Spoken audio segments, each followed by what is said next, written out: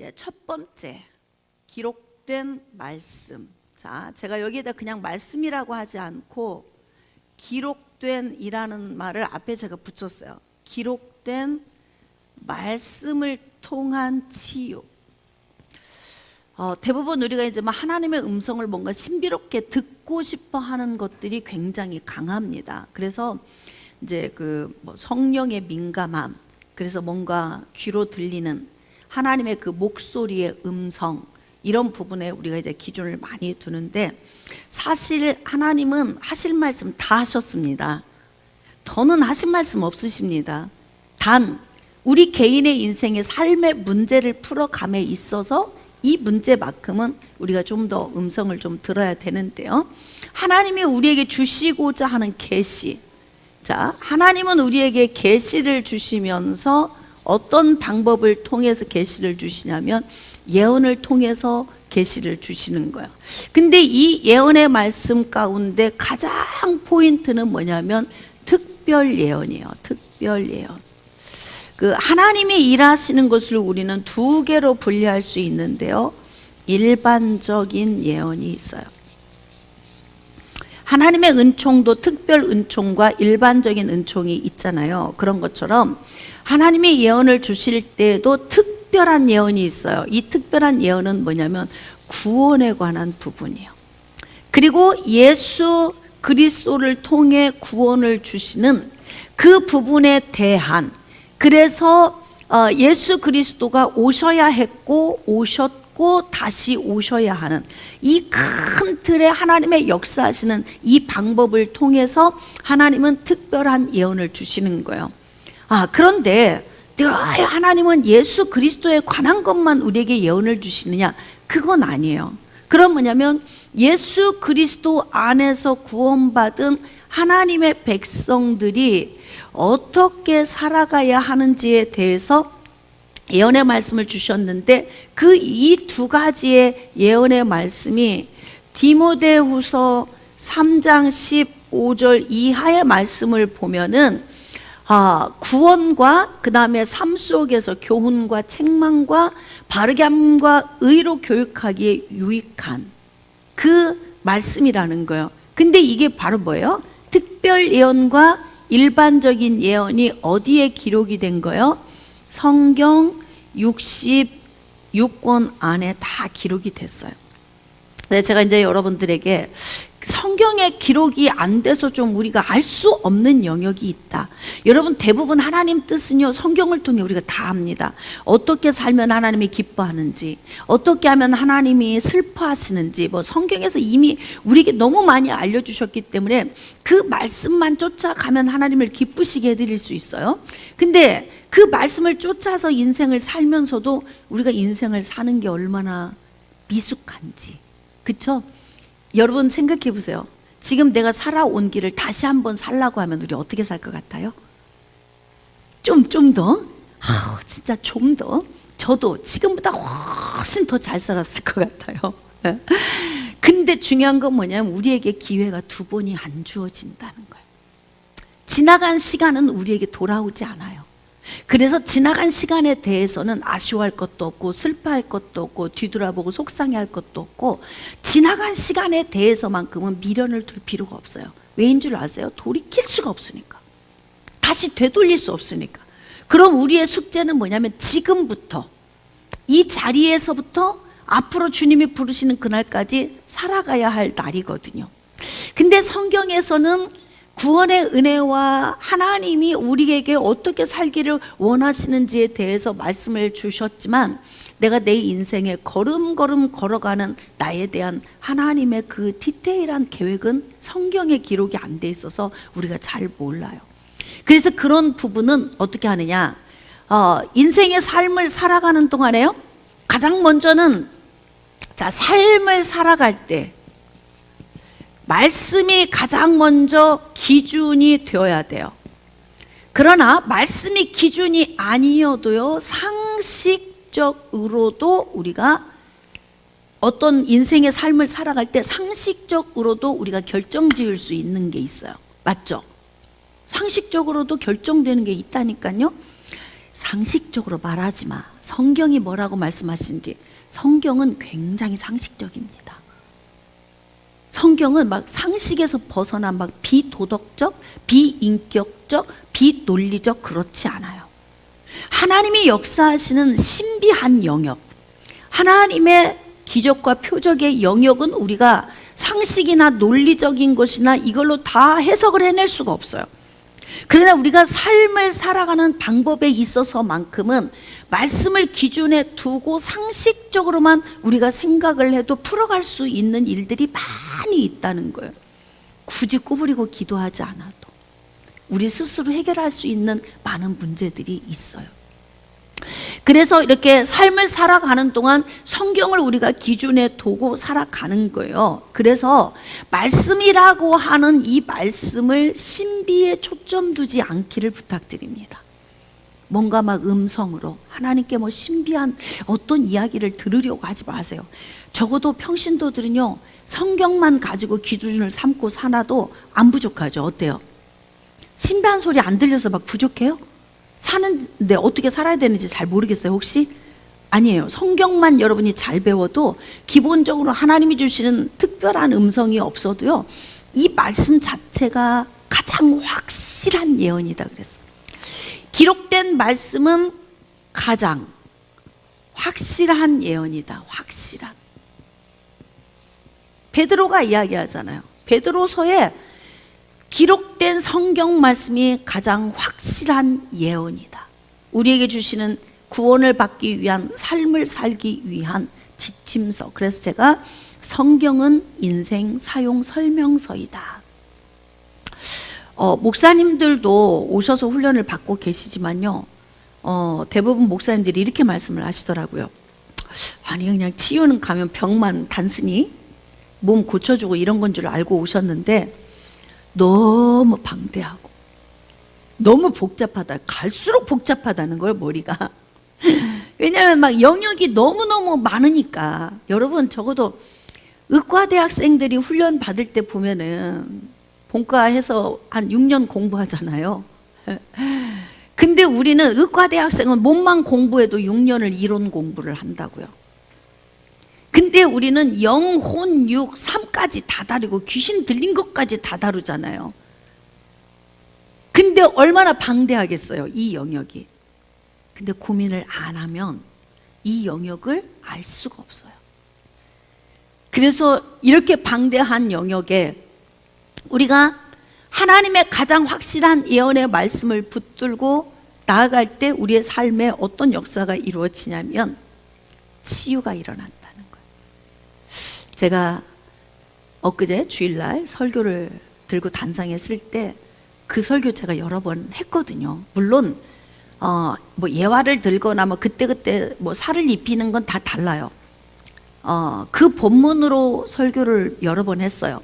그래서 제 마음속에서 또 치유훈련학교에서도 늘 다루는 내용이어서 이 설교를 해야 될까 말아야 될까 고민을 하다가 딱 필요한, 들어야 할 사람들이 있길래 제가 이제 그 설교를 했는데요. 너무 놀라운 건 뭐냐면 여러 번 했어도 새롭다네요. 그 말씀이. 그리고 그 말씀을 통해서 은혜 받은 분들이 막 전화가 오는 거예요. 너무 회복이 됐다는 거예요. 목사님, 2023년까지 이월시키지 않을 것들, 내가 이렇게 해결해야 할 것들, 이런 것들이 쭉 이제 장부에 기록이 되는 거죠. 내 마음속에서. 아, 이건 가져가지 말아야 되겠다. 이거 빨리 해결해야 되겠다.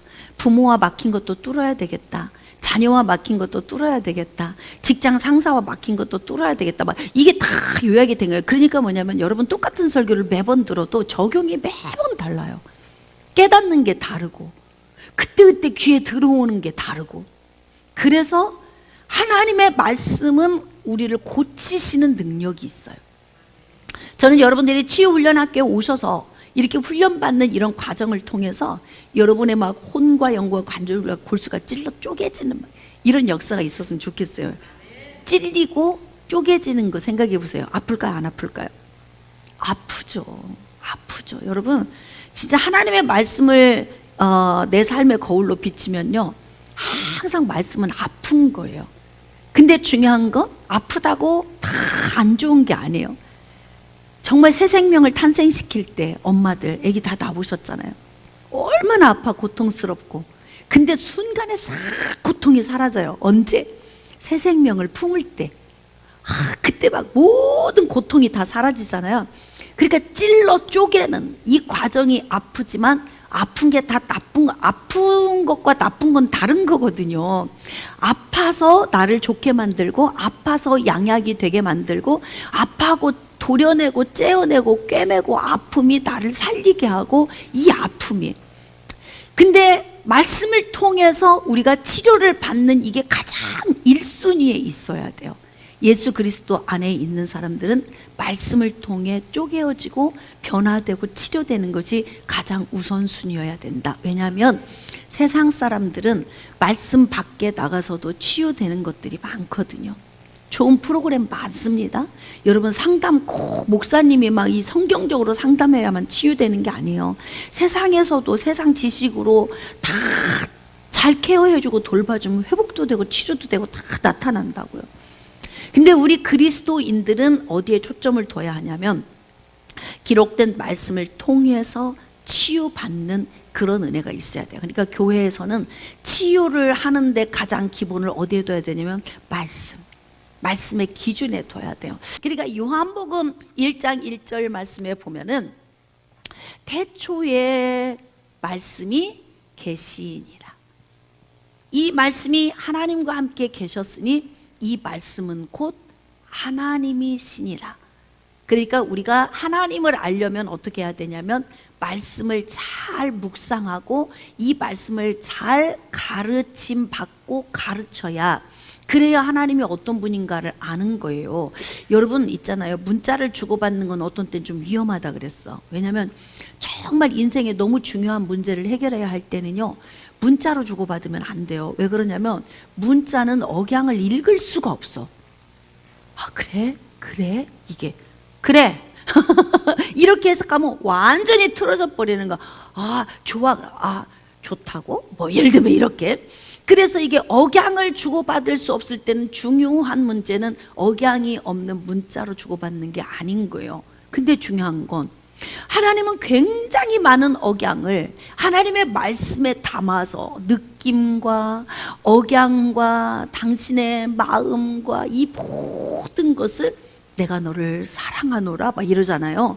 예? 그러면서 두려워하지 말아라, 놀라지도 말라, 내가 너와 막 함께. 이게 얼마나 끈적끈적한 이야기예요. 예?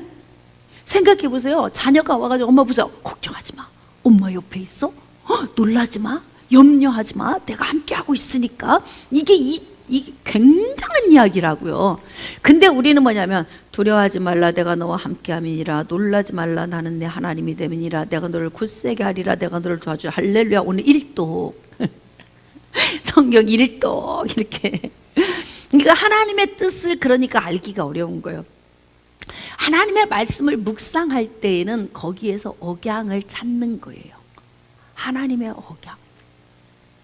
내가 너를 사랑한다, 사랑하노라, 두려워하지 마, 내가 너와 함께하고 있잖아, 눈을 들어 산을 봐라, 너의 도움이 어디서 오지? 천지를 지으신 여호와. 이게 억양이에요. 다 이게 억양, 느낌, 감성적인 그 느낌을 거기에 잘 실으면 하나님을 잘 전달할 수 있어요. 그러니까 그 성경 말씀을 읽을 때는 여러분들 스스로 그 안에 있는 억양을 잘 찾아내야 돼요. 이렇게 예수님이 꾸짖으시니까 순종했다 그러잖아요. 그러니까 이 말씀이 우리에게 선포될 때 어둠의 세력이 굴복하는 거예요. 바다도 바람도 순종하잖아요. 그냥 멈춰버리잖아요. 그러니까 이 말씀의 위력은 우리 안에서 막 파도치고 막 이게 일렁이잖아요. 오늘도 막 파도 치는 분 있어요? 지금 오기는 어떻게 왔는데 막 눈이 계속 오니까 집중이 안 돼. 이거 차 끌고 어떻게 가지? 막 이런 걱정. 그래가지고 마음에서 막 파도가 일렁여. 예수 이름으로 잠잠할지어다. 네. 그때 일은 그때 일이고, 그냥 갈 때 일은 갈 때 일이고, 지금은 말씀을 받아서 꿀꺽꿀꺽 먹어야 할 때, 그리고 이 말씀을 통해서 치유받아야 하는 그런 시간인 거예요. 그래서 이제 예수님이 가끔 이제 치유 방법을 사용을 하실 때 우리가 이제 치유하는 방식은 예수님이 하신 방식을 우리가 대부분 이제 배우는 거예요. 근데 이렇게 예수님이 때로는 꾸짖으시니, 막 어둠을 향해서 꾸짖으시는 거, 잠잠하고 그 아이에게서 나오라 이렇게 말씀하시잖아요. 명령과 꾸짖으심과 말씀으로 하시는 거예요. 말씀으로. 그러니까 우리는 어떻게 하냐면 하나님의 말씀을 들고 예수 이름으로 하는 거죠. 우리는 이 하나님의 말씀이잖아요. 하나님은 두려워하지 말라고 우리에게 말씀하셨습니다. 하나님, 우리는 두려워하지 않습니다. 예수 이름으로 두려움아 떠나갈지어다. 우리는 예수 그리스도의 이름을 위임받았잖아요. 그러니까 하나님의 말씀을 듣는 거예요. 우리 가정 안에 두려움을 가져오지 못할지어다. 하나님은 우리를 두려워하지 말라고 하셨고 담대하라고 하셨고 함께 하신다고 하셨다. 예수 이름으로 어둠의 세력아 우리 가정을 손대지 못해 두려움이 떠나갈지어다. 그러니까 우리가 하나님께서 우리에게 위임하신 모든 걸 다 사용하는 거예요. 창세기 1장 28절에서 위임하신 그 위임의 복을 우리가 열심히 살아야 하지만 또 예수 그리스도의 위임한 그 이름을 우리가 또 열심히 사용해야 돼요. 여러분 어떤 것도 두려워하지 마세요. 이걸 후퇴하는 방식으로 인생을 선택하지 마세요. 그리고 우리는 어떻게 하느냐, 하나님의 말씀을 통해 명령하면서 우리 가정에 오는 불화나 불우함이나 아니면은 뭐 우리 가정에 오는 손해보는 요인이나 후퇴하게 하는 이 모든 요인을 향해서 예수 이름으로 명령하는 거예요. 예수 그리스도의 보혈이 우리 가정을 덮고 계시니 예수 이름으로 그 어떤 세력도 근접하지 못할지어다. 기도할 때 여러분의 영권을 사용해서 명령 기도를 하는 거예요. 이것을 여러분이 자꾸 훈련하면은 여러분이 그 안에서 막 이 영적인 게 강력해지거든요. 어떤 세력이 다 오려고 할 때 벌써 느낌이 올 때가 있거든요. 먹구름이 오듯이. 뭐지 이게 두려움이? 왜 그러지 이게? 왜 눌림이? 왜 우울함이? 왜 이렇게 인생이 갑자기 먹구름 오듯이 이렇게 슬퍼지지? 막 이런 거 올 때 있잖아요. 이럴 때 우리는 하나님의 말씀을 통해서 내가 나를 치유시키는 거예요. 단순히 주의 종이 여러분을 치유시키는 통로로만 서 있는 것이 아니고 여러분이 여러분 스스로를 치유시키는 파워풀한 영적 용사가 되어야 된다 이 말이에요. 그러니까 어둠이 우리를 공격해 오려고 할 때 이때 여러분들이 정신 바짝 차리고 그렇게 하려면 어떻게 하냐, 말씀의 영적 원리를 알아야 되겠죠. 하나님은 말씀이시고 말씀은 곧 하나님이시고 66권에 우리에게 주신 수없이 많은 말씀, 예수님의 보혈이 덮고 계시니 내 가정 손대지 못해 예수 이름으로 근접해 오는 세력아, 벌써 두려움이 오려고 하잖아요. 근접하고 있잖아요. 그러면 나는 예수 그리스도의 보혈이 지금 덮고 있잖아요. 성령의 능력이 나를 캡슐로 감싸고 계시잖아요. 아멘입니까? 그러니까 우리는 명령하는 거예요. 그 어떤 세력아, 나를 공격하는 세력은 근접하지 못해. 못 와. 들어올 수도 없어. 왜? 내가 방어하니까. 무엇으로? 말씀으로. 말씀으로 방어하잖아요. 그러니까 어둠의 세력이 들어오지 못하도록 우리가 무장을 하는 거예요. 그러니까 하나님의 그 억양을 잘 깨닫고 하나님의 그 공감대, 하나님이 우리에게 주신 그 음성을 잘 듣고 이 말씀을 삶에 적용하면 우리는 굉장히 강력한 치유를 맛보게 되어집니다. 자, 두 번째는 안수를 통한 치유가 있어요. 여기 말씀에 보면은요, 누가복음 4장 40절 41절, 해질 무렵에 사람들이 온갖 병자들을 데리고 나아오매 예수께서 일일이, 거기 기록 좀 해보세요. 일일이 그 위에 손을 얹으사 고치시니.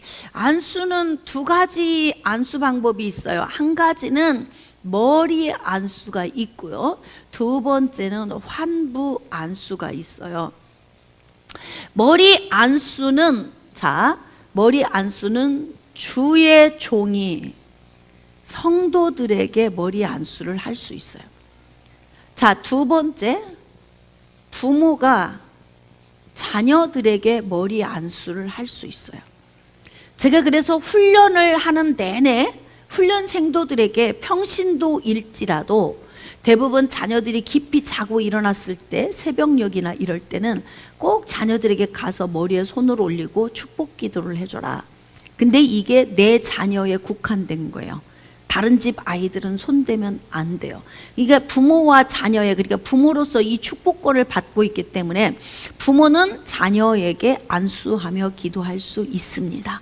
이제 대부분 이제 주의 종이 기도할 때는 머리에 손을 올리지만 어떤 때에는 환부에 손을 올려서 기도하기도 합니다. 이제 예전에 그 아토피 때문에 고생을 많이 하는 아이가 왔어요. 근데 이제 아토피를 앓으면 이렇게 많이 피부가 접촉되는 이런 데가 많이 가려워요. 이게 아토피라고 하는 그 자체는 피부에 그냥 막 생기는 게 아니라 가려우면서 생겨. 그러니까 막 긁으니까 진물 나게 되고 피가 나게 되고, 그러면서 다시 또 딱지가 앉고 딱지가 떨어지면 그 자리에 또 오고, 그러면서 이게 아주 고질적인 병이 되거든요. 근데 이렇게 팔 이런 데나 피부가 많이 접촉되는 부분에 이제 기도할 때 그 환부의 손을 딱 올리고 기도하면, 이게 이제 안에 가려움이 있어서 아픈 곳은요, 손을 딱 올리잖아요. 그럼 어떻게 되느냐, 후끈후끈 뜨끈뜨끈하면서 가려움이 더 심해집니다. 왜냐하면 피부 속 안에 있던 가려움증이 위로 막 올라오거든요, 다. 그러니까 기도를 시작하면 오히려 더 가려운 거예요. 근데 이게 더 가렵다가 한참 손을 올리고 기도를 하다 보면은 그 가려움이 싹 가라앉게 되죠.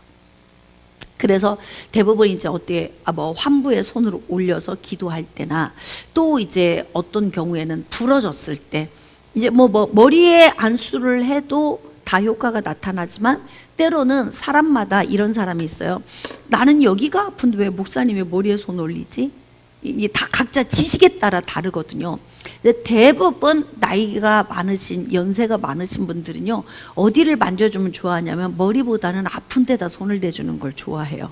왜? 이유는 뭐냐면, 항상 병원에 가면 물리치료를 받거나 뭐 할 때는 아픈 데다가 물리치료 다 해주거든. 거기다가 어디 허리 아프면 여기다 찜질을 올려주지, 뭐 기계 대주지, 뭐 다 이게 그 아픈 데다가 다 해줘. 침도 거기에 놔주지, 마사지도 거기에 해주지, 누르는 것도 거기 눌러주지, 막 이러니까요. 되게 이렇게 연세 드시고 영적으로 깊지 않으신 분들이 오셨을 때 머리에 손 올리면요, 치유가 잘 안 일어나더라고요. 제가 해보니까. 왜 그러나 그랬더니, 안수기도를 받고 나서 어떤 할머니가 그런 얘기가 들어요. 목사님, 지가 아픈 곳은 여기였구먼요. 그러니까 안수기도를 통해서 이게 기름 부으심이 임하시고 하나님이 역사하신다는 이런 개념을 모르는 사람들은 환부의 손을 올려주는 것을 좋아하더라고요. 그래서 이 성령의 역사도 사람의 심리적인 요인을 통해서 일하시잖아요. 그 심리적인 요인이 뭐예요? 믿음이거든요. 믿음. 그러니까 이제 연세 많으신 분들을 기도할 때 어려운 부분이 뭐냐면, 침을 많이 받고 대부분 물리치료를 많이 받고 마사지 같은 걸 많이 받으시잖아요, 연세가 드시면. 그래서 기름 부으심을 하고 치유하는 것이 굉장히 어렵습니다. 왜냐하면 뭔가 물리적으로 막 해줘야 돼. 근데 아무것도 교회는 물리적으로 하는 게 없어요. 그냥 하나님께 해달라고 하고 기도하고 그냥 끝낸다고요. 그러니까 기대감 자체도 없고 뭔가 일어날 거라. 그리고 이제 기도 끝나고 나서 한번 움직여서 보세요. 그러면 차차 좋아지겠지요. 네. 그 연세 드신 분들의 특징. 인생의 삶에 오랜 세월 인생을 살다 보면 나만의 스타일에 이 고착된 삶이 있어요. 근데 그것에서 이게 벗어나줘야 성령의 역사가 일어납니다. 예수님께서 고향에서 별로 역사를 안 나타내셨거든요. 능력을 별로 나타내지 않으셨어요.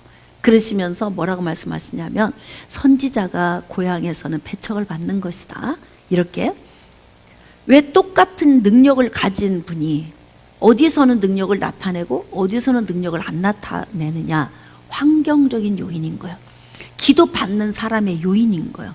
근데 이들이 예수님을 어려서부터 저 목수의 아들이야. 에?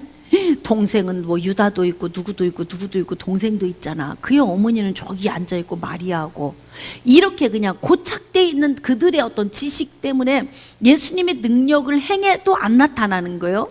그들의 그 잘못된 지식이 꽉 막고 있어요.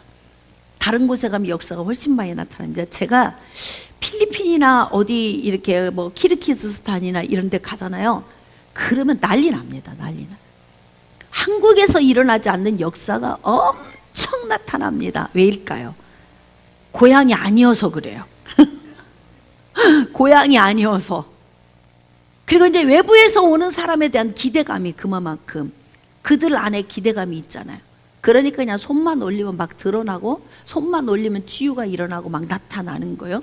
그래서 기도를 할 때에 예수님이 어떤 때는 말씀으로 선포하셨지만 어떤 때는 일일이 안수를 하기도 하는데 어떤 때에는요 그 안수를 어디 하냐면 환부의 안수를 해요.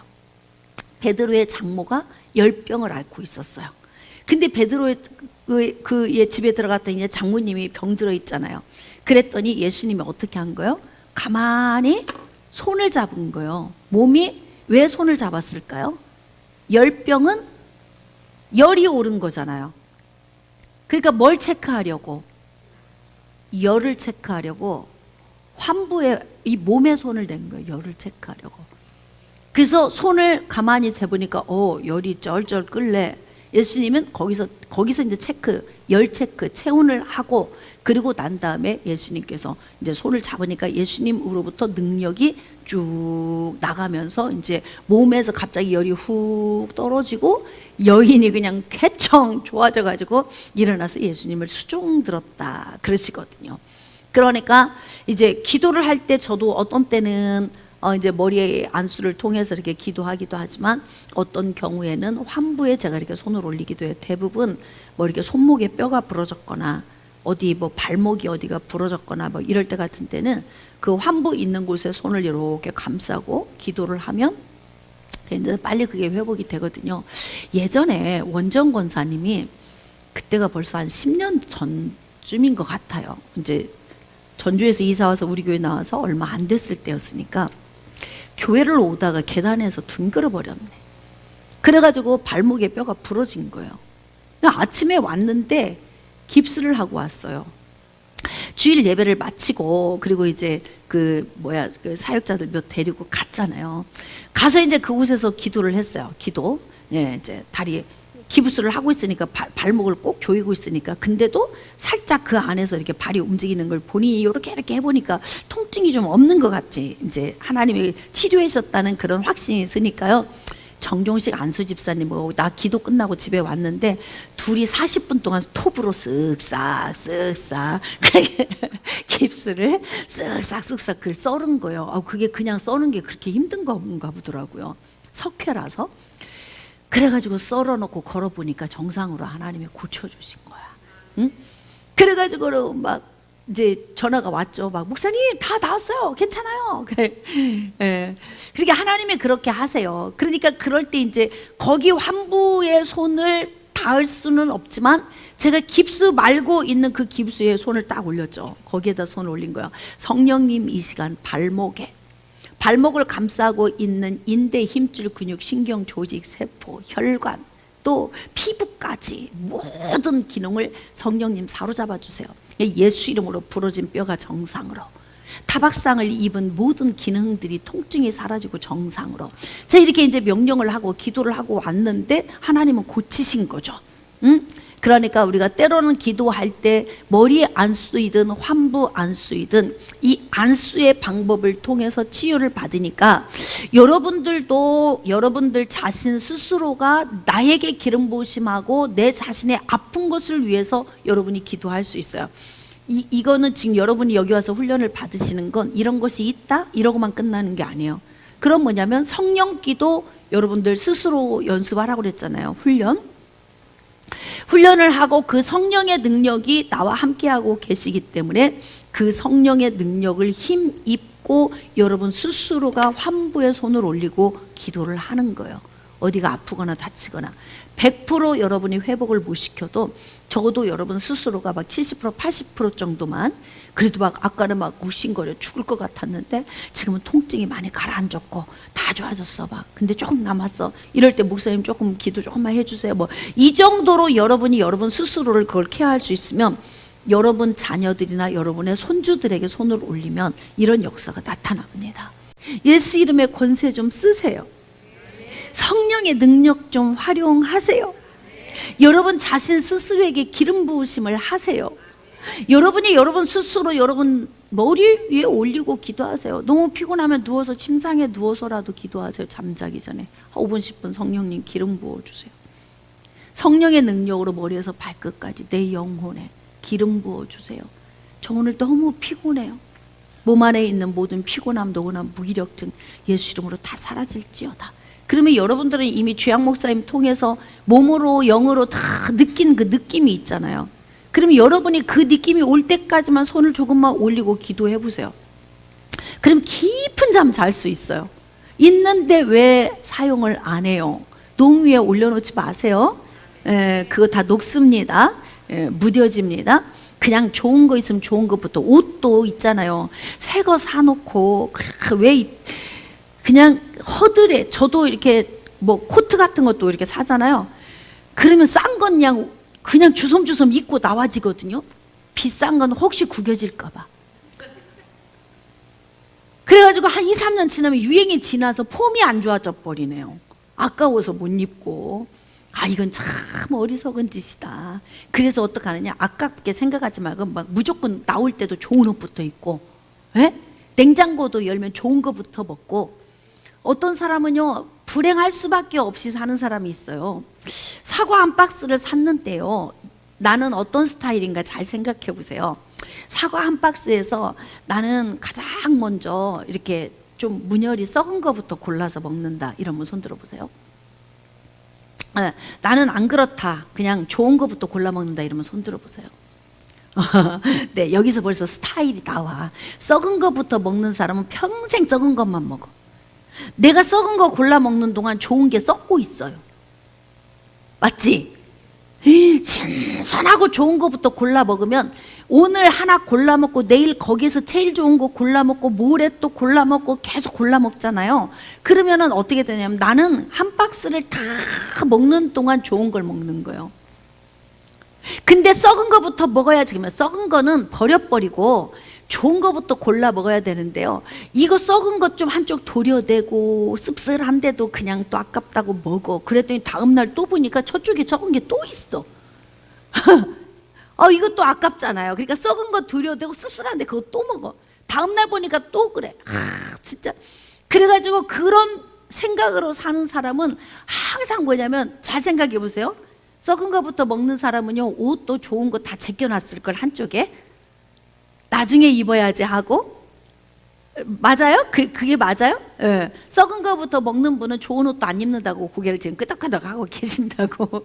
그러니까 그게 나의 DNA야. 내가 사는 스타일의 방식인 거예요. 근데 여러분, 뭐든지 있으면 좋은 거부터 먹고, 주일날에도 가장 아끼는 거 입고 오시고, 주일날에도 가장 그동안 아껴놓고 못 쓴 거 마우라도 좀 쓰고 다 이렇게 하고 오세요. 그 아껴야 그 몇 년 다 못 살잖아 앞으로. 생각해 보세요. 앞으로 길게 살면 30년밖에 안 남았다니까요. 근데 막 아끼지 말고 사세요. 그리고 여러분의 행복을 선택하고 사세요.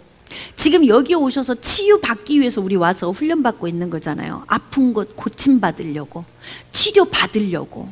할렐루야. 근데 왜 좋은 거 놓고 농 위에 올려놔? 콤비자. 딸도 못 써, 나도 못 써. 결국은 유행 다 지나가지고 손님들 왔는데 그 콤비자에 뭘 해낼 수가 없어. 그러니까 뭐냐면 결국은 써보지도 못하고 그냥 버려지는 거예요. 뭘 말씀을 드리고 싶냐면요, 쓰세요. 예수 이름도 쓰세요. 성령의 권능도 활용하세요.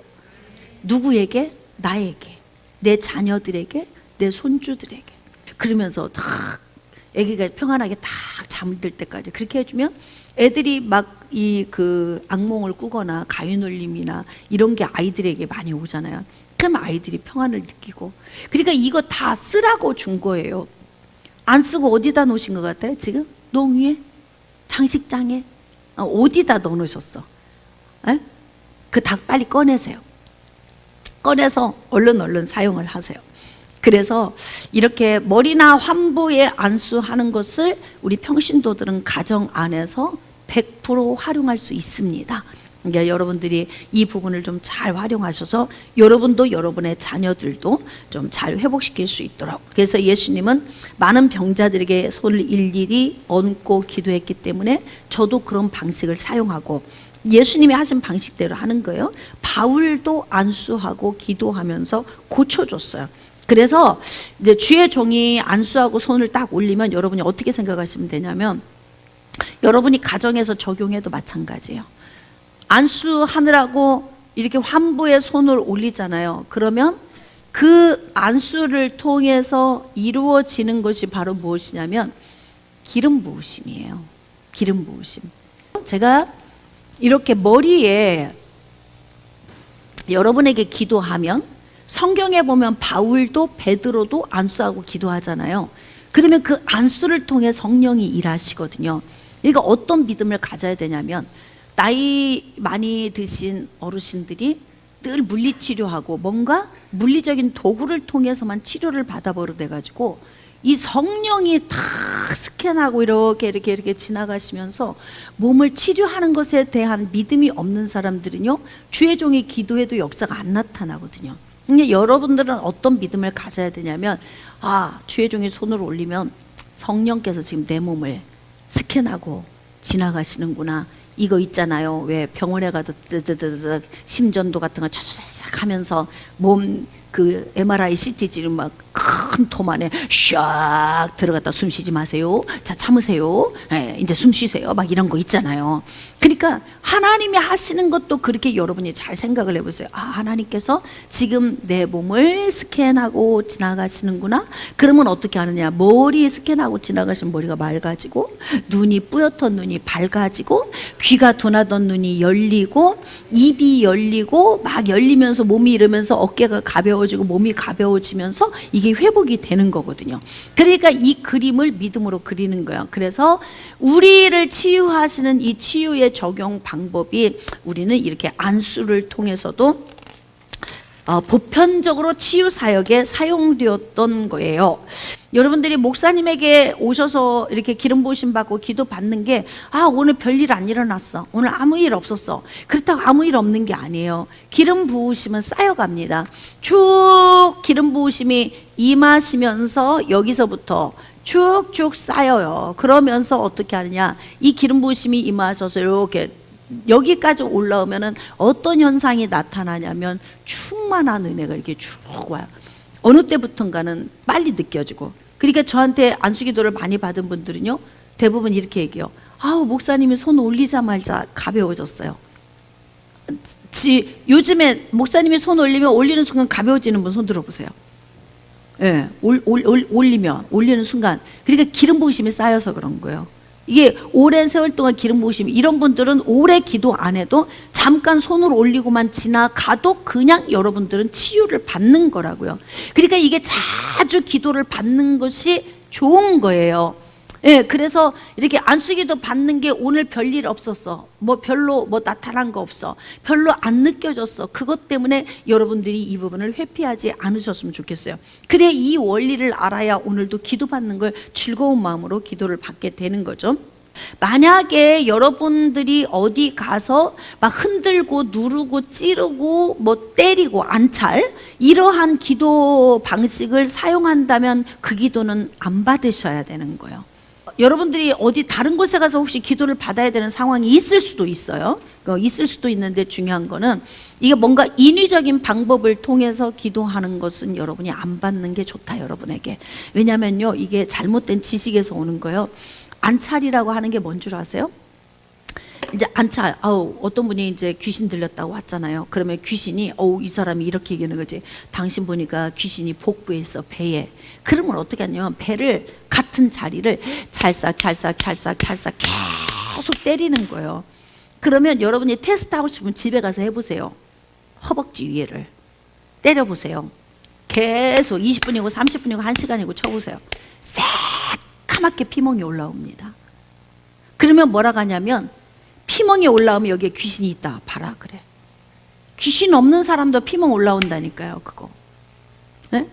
아니, 예수 이름의 권세로 드러나! 그러면 올라오는데 왜 한 시간씩 때려가지고 중노동을 하고 아프게 하면서 왜 그 사역을 하냐고요. 그 성경적 방법이 아니에요. 그 방법은. 그래서 맞으면서 하지 마시고, 예전에도 귀신 들려가지고 여기저기 막 방황하던 자매가 있었어요. 밥을 못 먹은 지가 너무 오래돼가지고 꼬챙이처럼 말랐어요. 먹을 수가 없어요. 귀신이 먹이질 않아. 들어가면 도로 나와요, 음식이. 그리고 들어가면 여기 딱 막혀서 들어가지도 않고 먹지를 못하는 그런 사람이에요. 근데 있잖아, 이 자매가 그때 와가지고 안 다녀본 곳이 없대. 근데 하는 얘기가 가기만 하면 눈을 판대. 이렇게 에? 가는 곳마다 가면 눈을 판대요. 그리고 배 이런 데가 뱃속에 귀신이 있다고 그렇게 배를 찌르고 누른다는 거야. 너무너무 고통스럽고, 심지어는 눈을 그렇게 찌를 때는 정말 거부하고 나오고 싶은데, 목사님인데 내가 어떻게, 나는 그러니까 그냥 받고 있는 거예요. 목사님인데 내가 어떻게 그럴 수 있어? 이러고 그냥 누워 있다는 거예요. 그거 다 성경적인 방법이 아니에요. 하나님이 원하시는 치유 방법이 아닙니다. 어떻게? 오직 능력과 권세로서만. 그래서 안수는 그래서 그렇게 필요한 거예요. 쭉 내가 능력이 내게 있는 게 아니잖아요. 아니 안찰해가지고 막 한 자리를 반복적으로 때리는데, 때리면 귀신이 나갈 것 같으면, 나 같으면 몽둥이로 패지. 나는 손으로 안 때릴 것 같아. 네? 그렇게 때려서 귀신이 나갈 것 같으면 가장 강력하고 센 걸로 해버리지. 그것도 쇠파이프로. 안 그래? 원리적으로 보면 여러분, 원리적으로 보세요. 원리적으로 뭐 하려고 한 시간을 때리고 있어 이걸. 거기에 귀신이 있으면 때려서 나가면 그냥 쇠파이프로 쳐버리지. 그러면 그냥 귀신이 무서워서 막 깨갱하고 나가려나? 그 방법은 아니라고요. 안찰하는 건. 그래서 여러분들이 알아야 돼요. 어디 안찰하는 데 가지 마세요. 저 몰래 다니면서 기도 받으셔도 상관은 없어요. 그러나 여러분이 신세 알아서 하세요. 왜인 줄 아세요? 성령의 영 안에 붙들려 있는 사람 많지 않습니다. 다 샤머니즘적인 사역을 하고요, 귀신의 힘을 얻어서 능력 나타내고 보고 듣고 말하고 하는 게 전부 어둠에 의해서 사역하는 사람들이 너무 많기 때문에, 그래서 여러분들이 배우고 알고 분별하고 거할 곳에 거하라고, 이런 것을 지금 여러분들이 배우는 거예요. 그 다음에 이제 뭐 아무에게나 이렇게 손 올리고 이건 안 돼요. 이제 가정에서만 여러분이 적용하고, 교회 오면 주의 종을 통해서 여러분이 또 이렇게 회복받고 할 수 있도록 하는 게 좋습니다. 자, 그 다음에 세 번째 명령과 선언. 성경에 보면은 기도 사역한 여러 방식이 있는데, 그 가운데서도 명령과 선언, 예수님께서도 어떻게 했냐면요, 마태복음 8장 13절, 예수께서 백부장에게 이르시되 가라, 내 믿은 대로 될지어다 하시니 그 즉시 아인이 나으니라. 그냥 말씀 한마디 선포. 너 믿은 대로 됐어, 치료됐어, 내가 치료했다, 딱 말씀으로 그냥 간단하게 선포를 하신 거예요. 자, 그 다음에 마태복음 8장 16절, 저물매 사람들이 귀신 들린 자를 많이 데리고 예수께 오거늘 예수께서 말씀으로, 거기에도 동그라미 좀 하세요. 말씀으로 귀신들을 쫓아내시고. 안찰로 했다고 안 돼 있잖아요. 성경 어디에도 안찰 사역이 없어요. 아니 그게 우리의 본복이라면 그렇게 하셨을 거야. 예수님도 안찰 사역으로 귀신을 쫓아내지 않았어요. 예수님께서는 귀신은 어떻게 했나? 말씀으로 쫓아내셨다는 거예요. 여러분이 평신도일지라도 이거를 성경적으로 영적 원리를 알고 어디 가면 분별할 수 있어야 돼. 아니구나, 이건 맞아, 이걸 분별할 수 있어야 되는 거죠. 자, 그 다음에 이제 베드로도 보면은 어떻게 하냐면 말씀을 그냥 막 명령해서 하는 거예요. 여러분, 그러니까 있잖아요, 사역도 성격대로 해요.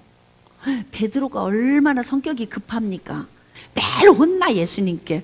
근데 보면은 성령을 받고 난 후에 베드로가 사역한 걸 보면 베드로의 DNA식으로 하는 거예요.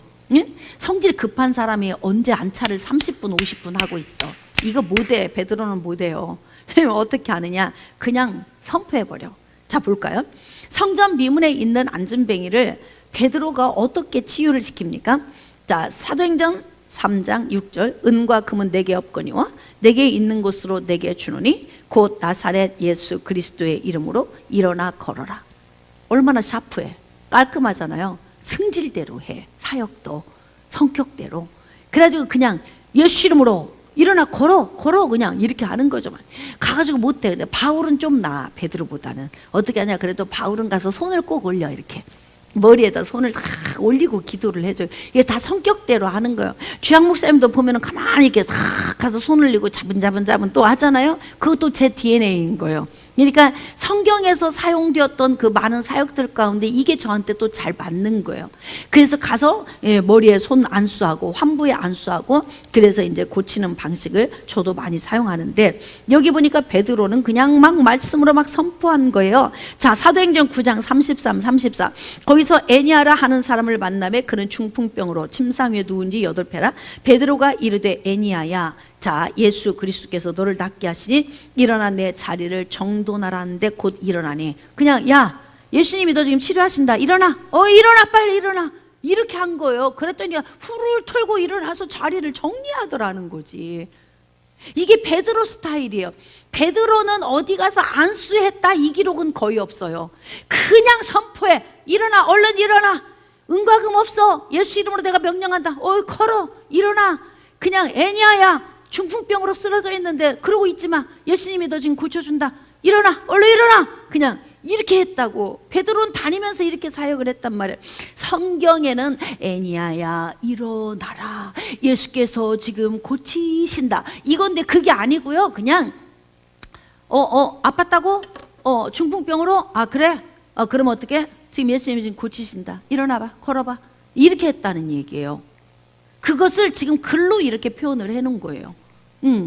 그러니까 예수님께서도 예수님의 제자들과 함께 예수께서 가라사대 막 했느니라 이렇게 했겠냐고.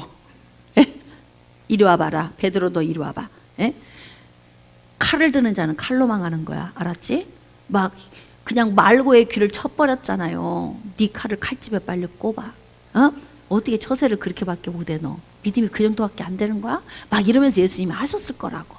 근데 이제 글로 이제 그 기록을 할 때 이제 그렇게 기록을 한 거죠. 그러니까 저는 어떻게 하냐면 현장에서 있었던 것처럼 설교를 하는 거예요.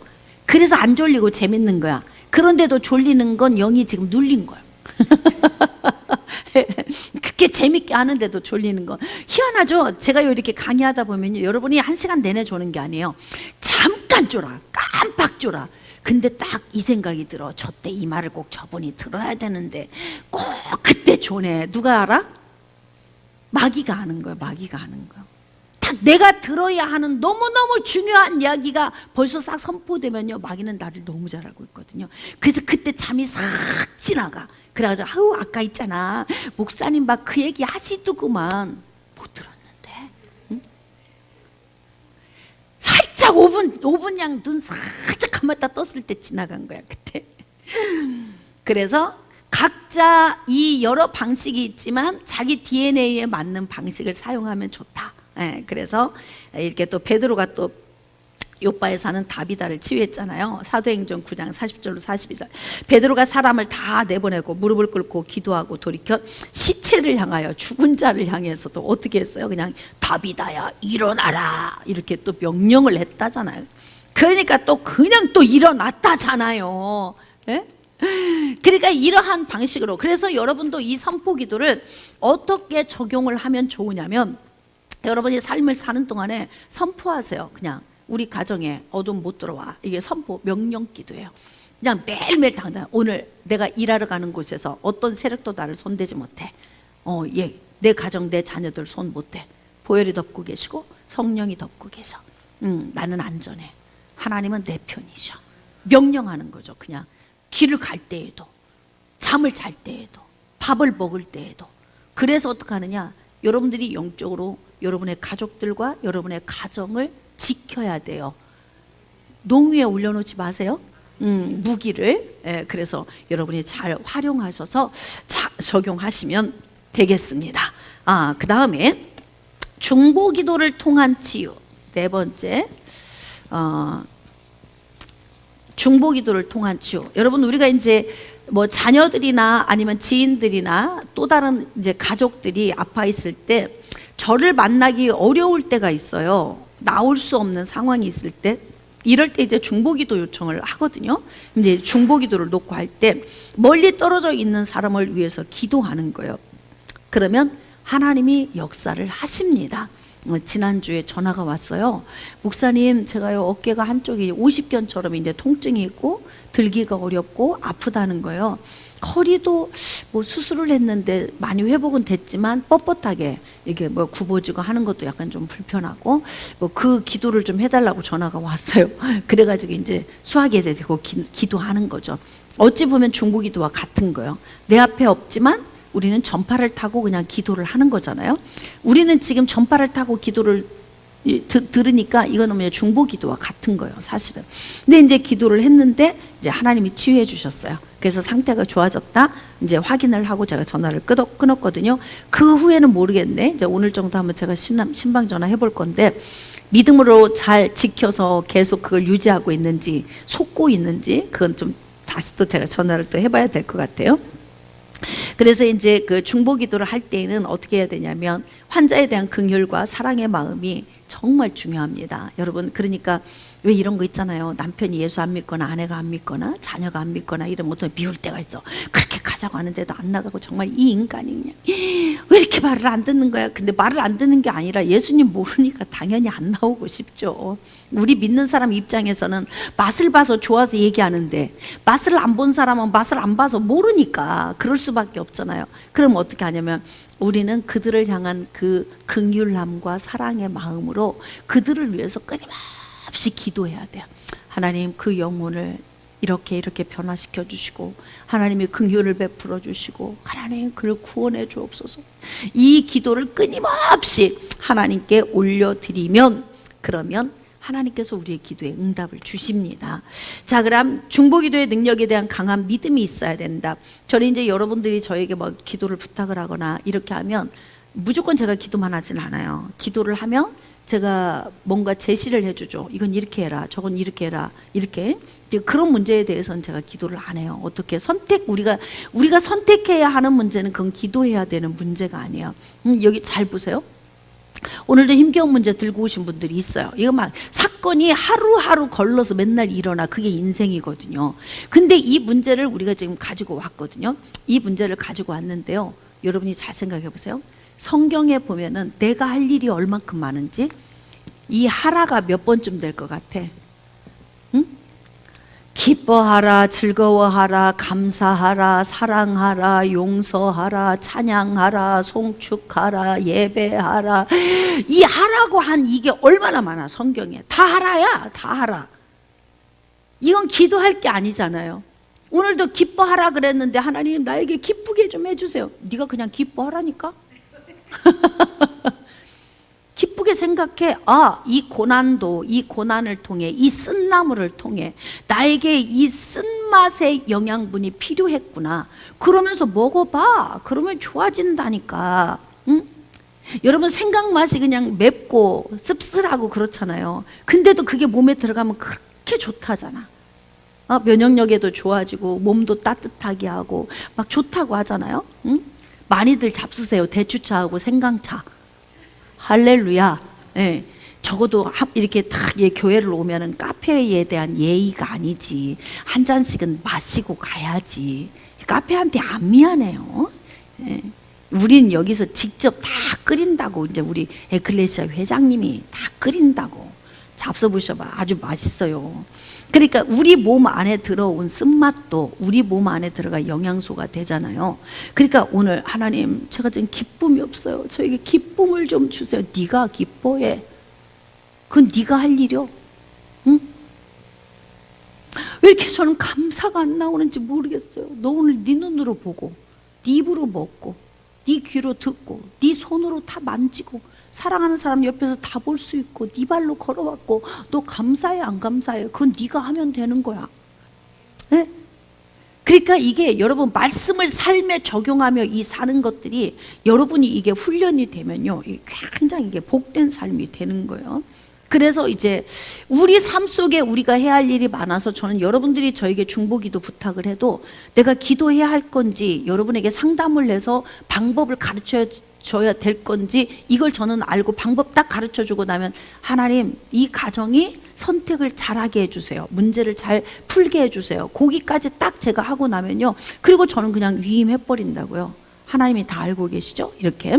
그 대신 진짜 막 중풍병으로 오래 막 쓰러져 누워있거나 아니면 막 고질적인 이 어떤 문제가 있어서 힘들거나 할 때는 이제 중보기도 해줘야 돼요. 근데 대부분 제가 안타까운 게 뭐냐면, 여러분 가정 안에 있는 문제도요, 빨리 해결하세요.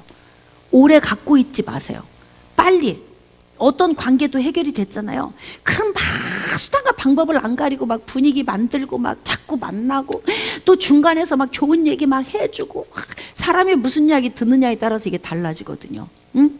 그러니까 중간에서 좋은 얘기 해주고 이렇게 하면서 빨리빨리 문제를 해결해 나가요. 우리가 해야 할 일이 훨씬 많거든요, 사실. 그래서 우리가 할 수 없는 어떤 영역에 대해서 중보기도, 또 내 손에 닿지 않는 영역에 있는 자녀들, 멀리 결혼시켜 해외 가 있는 자녀들, 또는 어떤 지인들이나 누가 기도 부탁했을 때 그 부분을 놓고 우리가 중보기도 할 때도요, 여러분이 잘 들어보세요. 이건 중보기도 할 게 아닌데, 이건 당신이 좀 기뻐해야 될 것 같아. 그건 나한테 기도 부탁할 게 아니고 잘 생각해봐. 그리고 여러분은 조언해 줄 수 있어야 돼요. 알았어, 내가 기도할게. 그냥 뭐든지 다 해달래, 부탁해. 여러분 솔직히 말해보세요. 남한테 기도 부탁한다고 남이 내 기도 몇 번 해줄 것 같아? 에? 그러니까 다르게 생각하지. 딱 답은 어떻게 나오느냐, 남이 나에게 부탁했을 때 내가 얼마나 기도하는가를 보면 알 수 있어. 남이 나한테 부탁한 기도 많이 해요? 알았어 하고 안 하잖아, 우리 대부분. 왜냐? 내 기도도 바빠, 내 일도 바쁘고. 그래서 되도록이면 뭐냐면, 남한테 부탁해도 기도 안 해요. 주의 종은 사명이라 하는 거고. 그러니까 남한테 기도 부탁할 것도 없어요. 그럼 어떡하느냐? 열심히 문제를 풀고 해결하고요, 여러분이 직접 하나님께 기도하고 해결하며 사세요. 할렐루야. 누가 그렇게 내 편이래? 하나님밖에 없어요. 누구도 여러분을 위해 중보기도 하고 가슴 아파서 그거 끌어안고 기도해 주는 사람 없어요. 주의 종은 이게 사명이라 하는 거예요. 그러니까 여러분들 스스로가 인생을 잘 사는 법을 깨닫고, 여러분이 여러분의 자녀를 위한 중보기도, 가족들을 하루 나가서 밖에서 살면 보혈로 덮고 그들 감싸고 막 선포하고 기도하고, 그러면서 내가 내 영역 지키고, 할렐루야, 그거 하라고 지금 훈련하는 거예요. 그거 하라고. 그러면서 여러분이 중보기도 할 때는 어떻게 해야 되냐면요, 직접 내가 내 자녀를 앞에 놓고 기도하는 것처럼, 남편이 지금 내 앞에 있는 거예요. 그렇게 놓고 기도. 중보기도는 멀리 떨어져 있어도 지금 현실로 인지하고 기도하는 거예요. 이게 중보기도예요. 여러분의 손주나 여러분의 자녀들이나 자녀들 아파 있고 그러면 여러분 스스로가 이게 실제적으로 지금 내 눈앞에서 내가 기도하고 있는 그 그림을 그리면서 기도를 해야 되는 거예요. 그러니까 이 훈련을 받는 이유는 뭐냐면 여러분들이 하는 거예요. 그리고 어떻게 하느냐, 여러분들 자녀들이 아프면 여러분이 뛰어가서 해야 되는 거예요. 여러분들 스스로. 그게 영권이잖아요. 그렇죠? 아이들이 막 뭐 눌림의 가위 눌림의 꿈이나 뭐 힘든 거 하면 막 엄마가 막 그 방으로 달려 들어가서 막 기도해 주잖아요. 뭐 이런 기도를 막 주여 불러 이렇게 할 것도 없어요. 그냥 기름 부으심 쫙 하고 예수 이름으로 이 아이에게 무서움을 가져다 주는 세력은 근접하지 못할지어다, 손대지 못할지어다. 그러니까 지금 애기들 막 갓난 애기들, 자라고 있는 애기들은요, 기도 많이 해줘야 돼요. 왜 그런 줄 아세요? 대부분 막 아토피, 고질적인 아토피, 공황장애, 이거 다 어려서부터 오는 거거든요. 이런 거 오는 게요, 보이지 않는 배후에 영적인 문제가 있어요. 그러니까 하나님께서 우리를 창조하실 때 어떤 음식을 먹으면 막 아토피, 알러지가 생기게, 그렇게 하나님은 그렇게 창조를 안 하셨다고. 우리에게 먹을 음식을 우리에게 줬을 때 우리 몸은 다 소화시키고 하도록 만드신 거라고요. 제가 아토피 환자를 기도를 해보니까 10중 8구는 다 어둠이 들어가 있어. 어둠의 영향력에 의해서. 근데 그게 언제부터 오느냐, 돌 때 경기하다가. 대부분 그렇더라고요. 아토피 환자는요, 제가 돌 때부터 가려워서 이렇게 피부가 그랬다는 거야. 근데 대부분 뭐냐면 경기를 했다고 이야기를 하더라고요. 저희 엄마 얘기로는요, 제가 돌 때 경기를 했대요. 근데 경기를 하고 난 이후부터 제가 이렇게 아토피가 생겼대요. 뭐 이런 거. 그러니까 지금 이제 우리 자녀들은 거의 다 성장하고 자랐잖아요. 이제 우리 나이 때면요, 이제 손주가 우리 숙제예요.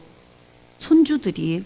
그러면 이제 손주들의 이 문제들을 우리가 이제 영권을 얻어가지고 어떻게 해야 되느냐. 집에 데리고 오거나 항상 나를 보러 오거나 그러면 쏙 감싸고 기름 부으심하고 여기서 배운 대로 믿음으로 그림 그리면서 기도해주고, 그래서 이게 영권이 거기서 쓰는 거예요. 처음에 부모들이 자녀들을 위해서 기도를 한 번도 안 해본 사람들은요, 자녀들 머리에 손 올리는 게 어색합니다.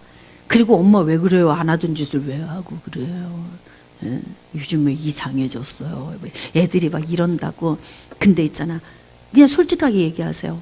엄마가 그동안 예수 믿는다고 믿었는데 요즘 들어 이제 조금 내가 신앙이 생기는 것 같다. 이렇게 자녀들 머리에 손 올리고 기도하는 거 목사님이 하라고 가르치시더라. 솔직하게 얘기하세요. 그냥 갑자기 그냥 손 올리면 어색하잖아. 서로 너도 어색하고 나도 어색하고. 내가 지금 영성훈련 받고 있어. 근데 이게 정말 이렇게 중요한 건 줄 몰랐다. 그러면서 이제 기도사역 자녀들에게 오면, 손주 오면 축복 기도해주고, 손 올리고 기도해주고, 아프다 그러면 기도해주고. 이거 여러분들 선에서 다 해야 돼요. 왜? 예수 이름의 권세 다 받았잖아요. 성령의 능력도 받았잖아요. 근데 이거는 목사님이 해야 할 일이라고만 생각하시면 돼요. 물론 목사님이 함께 하죠. 같이 하지만 이제는 뭐냐면 여러분이 여러분 삶 속에서 스스로가 여러분들이 회복할 수 있도록 훈련이 되어져야 돼요. 자, 마지막 예배를 통한 치유. 자, 5번째 예배. 예배를 통한 치유. 저는 이제 이 예배를 통한 치유를 여러분들에게 너무 많이 강조를 했어요. 항상 찬양이든 말씀이든 기도든 집중해라. 그 가운데서 하나님이 우리를 치료하신다. 많이 다뤘기 때문에 오늘은 이제 마지막은 이 부분까지만 정리합시다. 이제 치유의 종류가 말씀과 안수기도, 또는 이제 명령과 선언기도, 중보기도, 예배를 통한 기도. 그러니까 여러분들이 안수 받을 때도 치유받을 수 있잖아요. 명령과 선언을 통해서도요, 누군가가 나를 위해 중보기도 하면서도요, 내가 예배 가운데 기도할 때나 찬양할 때나 말씀 들을 때나 그 가운데서도 치유가 일어나잖아요. 그러니까 이런 과정 하나하나를 열과 성을 다해서 여러분들이 이 부분을 흡수하면 굉장히 강건해집니다. 지금 이제 목회자반에 오신 목사님들이요, 늘 피곤해. 연세들이 막 다 60 거의 70 막 이러시더라고. 진짜 젊은 목사님들이 없어요. 다 앞으로 세대가 걱정이야. 대부분 다 보면 연세 많은 목사님들인데 뭐라고 말씀하시냐면 늘 지치고 피곤하고 힘든데 여기 와서부터는 피곤을 모른대요. 왜 그럴까요? 이유가 뭐야? 기름 부으심의 기도를 받으니까 그런 거예요. 피곤함을 모른다는 거예요. 여러분도 대체적으로 지금 건강하지 않아요? 피곤함을 많이 안 느끼지 않습니까? 또 피곤이 쌓일 정도 되면 또 목사님께 오면 또 기도받고 또 회복되고 하니까. 네, 그래서 모든 예배나 이 모든 것들을 여러분이 잘 활용해서 회복하며 사는 은혜가 있으시기를 바랍니다.